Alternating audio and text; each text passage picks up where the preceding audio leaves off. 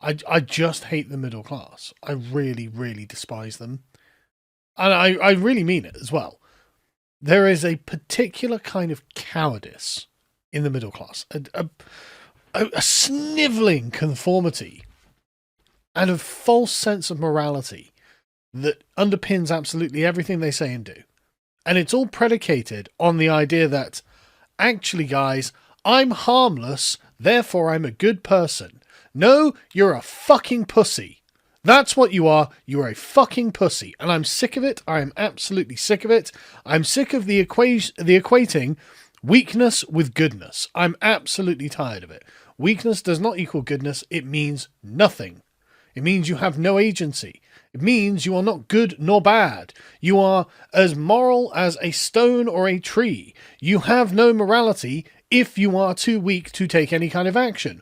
Morality consists in the positive action you take, not in the lack of action that you don't take. My God, do I fucking hate the bourgeoisie and all of their moral framework.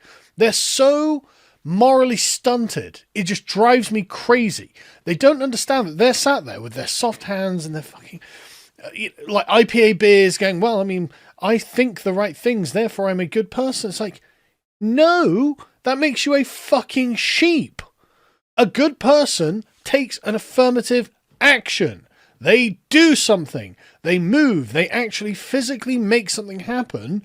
And the quality of that thing is either good or bad. You sat there filling in your fucking TPS reports, wearing your lanyard, and making sure you don't say anything that ruffles any feathers because you don't want to get called into a HR meeting, doesn't make you good. It makes you cucked.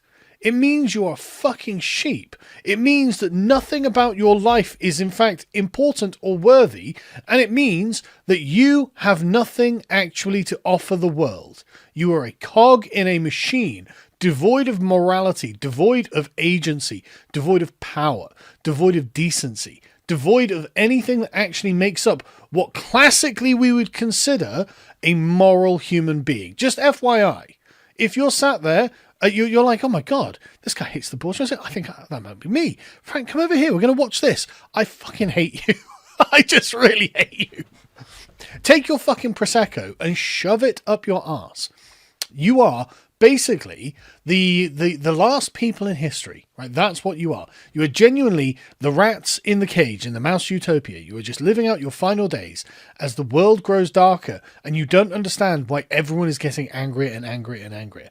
But that's okay, because soon you're going to pass away. Soon, at some point, I know you're getting a bit on now, and soon you're going to pass away. You're going to be like, well, I mean, everything's just terrible. Everything's just terrible. It's like, no, you were terrible, actually. The whole time it was you. And you can't see it. And I just want to be clear. I just hate you. I just can't stand this fucking IPA drinking, led by donkeys enjoying twattery of everything from about the year 1997 up until about now, actually. I just can't stand it. And I'm so tired of it. And I'm so tired of these people. I have no respect for them whatsoever, right? So that's... Oh, God, felt good to get off my chest. Yeah, not just selling out the next generation. My God, they sold out our entire civilization. And they think they're good people while they do it. And it just drives me crazy. It drives me absolutely crazy. And it's just one of those things where I'm just like, okay, I'm at the end of my tether with it. I'm at the absolute end of my tether with it. And I'm in no way interested in whether Ed Davey is upset by this. Like any moral intervention by Ed Davey is always framed in the fact that he is a fucking clown, right? Ed Davey being the perfect example of the bourgeois man. In fact, he literally said, I'm pitching my party to Middle England, which is why it's so devoid of politics, because politics requires you to take an affirmative position on something, which will literally divide you from someone else. You will have to say, no, if I have power, I will exercise my agency affirmatively in this direction, and that will cut against other people who wish to affirmatively exercise their agency in another direction. And you know what, that's going to be bad for them, but that's too bad because I morally believe in what I think. And what's Ed Davey's campaign? I'm going to a fucking theme park because I am a clown. That's what Ed Davey's campaign is. Ed Davey's campaign is the most incredible postmodern campaign you've ever seen, because it's literally politics for people who do not want to engage in politics around the dinner table when they invite their friends over to show off the nice cutlery, Right? That's what the Liberal Democrats are. That's what the bourgeoisie are. That's what the lanyard-wearing classes of this country are when they aren't being woke. And even then, what does being woke mean? Being woke means never giving offence. It means never drawing a boundary. So no one can find themselves on the outside of the boundary. They can't be like, oh, well, actually, I might be a bad person for the things I've done.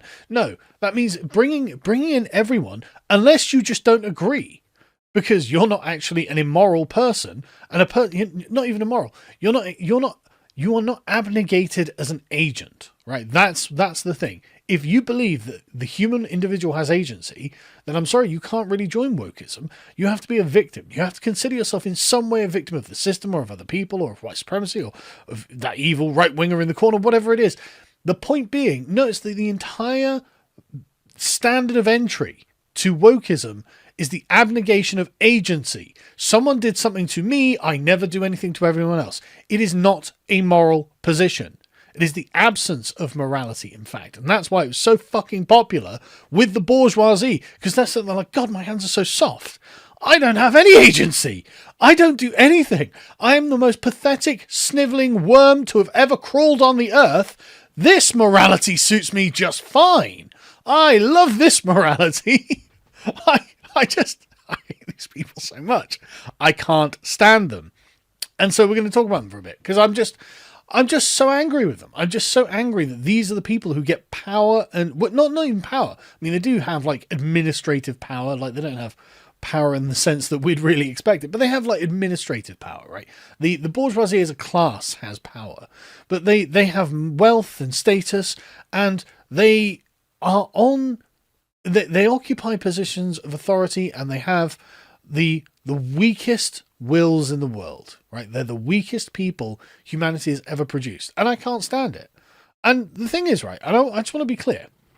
The British right at the moment, and I mean literally everyone outside of the bourgeois consensus on the British right, I actually respect every single one of them. Right now, I don't agree with everything that they say.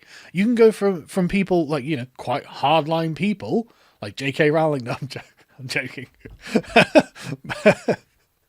You can go from like, you know, people. In fact, let's start with J.K. Rowling. Right? J.K. Rowling, in most ways, is like a member of the bourgeois class herself, right? You would think in all ways that she was actually just one of them, except she's shown herself not to be, right? She's shown herself to actually have some spine in her. There's some steel in J.K. Rowling, because for the last 10 years, no, probably not in 10 years, probably like the last 5 years, she has been under a relentless assault from the little whiny attack dogs of woke, the transgender movement, right? And they have been really, really horrible to her. And she has just told them all, listen, zip it, shut the fuck up, I don't care, and I'm going to win. And I respect that fucking steel, right? That is not someone from the bourgeoisie, actually. That is someone with a bit of fight in them. And I respect it. And this is why, like, literally everyone, like Katie Hopkins, Tommy Robinson, like Graham Linehan, like all of these people who have just decided, you know what, I just don't agree with all of this. Actually, I'm not going to be a sheep and go along with the consensus. I'm going to stand up and I'm going to say what I actually believe in. And I'm going to catch hell for this, but I believe it. And I'm going to stand by it. And I mean it. Right? These are the people I actually respect in this country. If you are part of the consensus, if you're at the BBC going, well, I mean, I guess I agree that we should never have any agency and we should always just, you know, oh, look at the poor person there, or oh, look at that criminal didn't know any better, he's black and therefore systemically disenfranchised. It was just socioeconomic factors, bro. Whatever it is, right? Whatever the excuse that the left makes to abnegate themselves and not pass judgment, right? And that's what this is all about. I don't respect those people. And anyone who has stood up to this poisonous consensus, I think is a hero, right? I genuinely respect, even if on a personal level I don't like them, even if their politics are something I disagree with, even if I think they're wrong on basically everything, I can respect that they stood up for it against the insufferable lanyard-wearing mob, right? I can respect the fact that they're like, you know, I'm actually going to get cancelled for this, and they have all been cancelled, obviously, to varying degrees. And yet they held their ground. I respect that. That is a moral agent. That is what a person who truly believes in something is actually like. And all of the sort of like, the Stella Creasy's and the Jess Phillips and, all of that kind of, the mouthy gobs of the safe space that they occupy that's rapidly shrinking at the top of the ivory tower. I don't respect those people at all, because they are taking refuge in the power that they are ensconced in. And in fact, many of them are kind of two-faced. Oh yeah, no, we're just victims. But we do know how to dig in the knife, right? We do know how to cut when it comes to it. But look at us as the victim. It's like, no. I know you're not a victim. I know you're actually sleazy. I know you're actually a snake. You're a serpent using this mask, this facade of victimhood to hurt other people. That's what you are, and I fucking see you. And so, anyway, I didn't expect to go off on such a rant on this, actually. So, I do have something I want to talk about more properly. But this, IPA drinking twattery. Honestly, I'm so frustrated that more people can't see what I can see. Like, it's sorry, I can see you all. I can demarcate you, the decent from the non-decent, and I can do it just like that. It's instinctive. Did this person just fucking roll over? If they didn't, there must be something about them.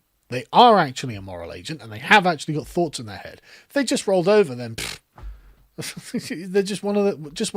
Just one of them. I can't stand it.